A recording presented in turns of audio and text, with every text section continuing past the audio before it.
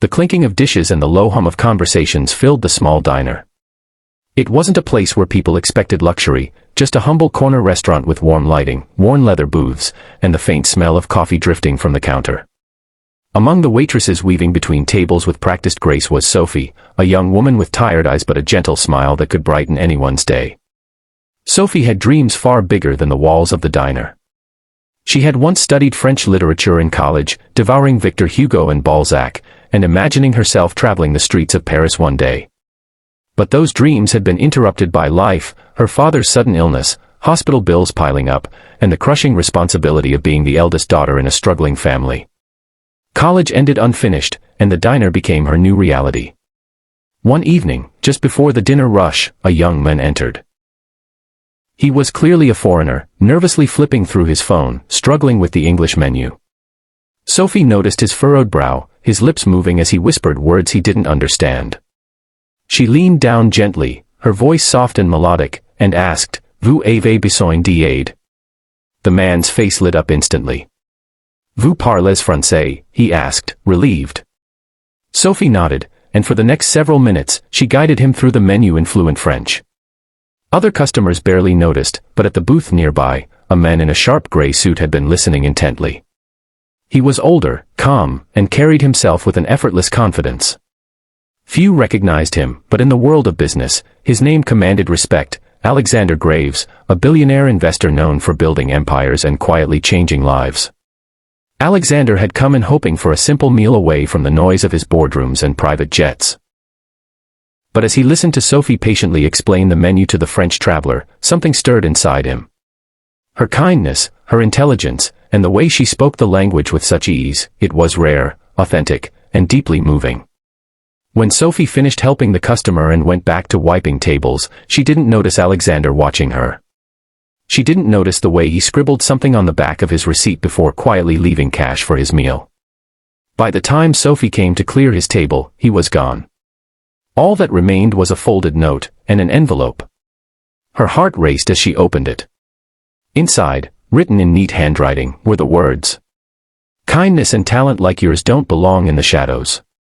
The world needs to see you shine. Meet me at the airport tomorrow morning. A ticket awaits you. Paris." At first, Sophie laughed nervously. Surely, this was some kind of prank.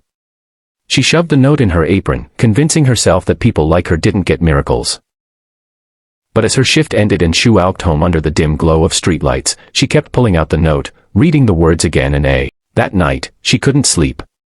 Her mind filled with doubts. What if it was dangerous? What if she was being foolish? And yet, beneath all the fear, there was a flicker of hope.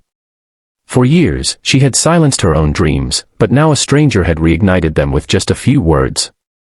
The next morning, with trembling hands, Sophie took a taxi to the airport. And there, at the counter, the unbelievable happened. Her name was indeed on the passenger list. A first-class ticket to Paris. She stood frozen, tears welling in her eyes, as the attendant handed her the ticket. Whoever that man was, he was real. He had seen her, truly seen her. Paris was everything Sophie had imagined and more. The winding streets, the scent of fresh bread, the majestic Eiffel Tower glowing at night, it felt like stepping into one of the novels she had once studied. But the greatest gift wasn't just the city itself, it was the opportunity. Alexander had arranged for her to meet people in publishing, to explore language programs, and to find work that valued her gift with words. Yet, it wasn't easy. Sophie struggled at first with imposter syndrome.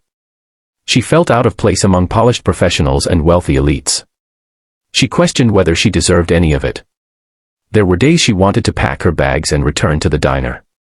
But then, she remembered the kindness in Alexander's gesture and the belief he had placed in her. So she pushed forward. She studied harder, networked tirelessly, and poured her heart into every opportunity. Soon, her talent began to shine. She became a translator for international authors, bridging cultures through language. Her ability to empathize and connect through words made her stand out.